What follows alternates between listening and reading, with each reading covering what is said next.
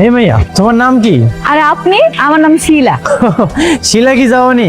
ওই দিন যে একজন মুরব্বীর সাথে দেখলাম, উনি কি তোমার নানা হয়? হ্যাঁ, আমার নানা হয়। ও, উনি কেমন আছে? ভালো নেই বেশি একটা, এত করে কইলাম কাজে না যাইতে, তারপরও কাজে গেল। আরে আচ্ছা, আপনি আপনার মহাজনের না জিজ্ঞেস করে কেন টাকা নিতে গেছিলেন? কতগুলো মার খেলেন না আপনি? উনি আমার মহাজন না, উনি আমার মামা। আপনার মামা?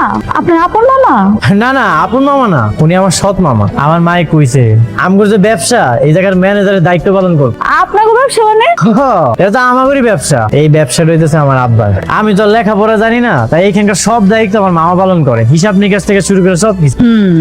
নিশ্চয়ই বেটা আমার পটানোর জন্য কাহিনী করতে নানার কাছ থেকে সব সত্যি কথা জানবো। কি হইলো?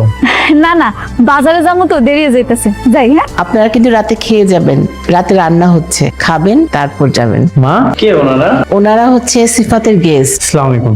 ওয়ালাইকুম আসসালাম। কে এই ছেলেটা? আর আমাদের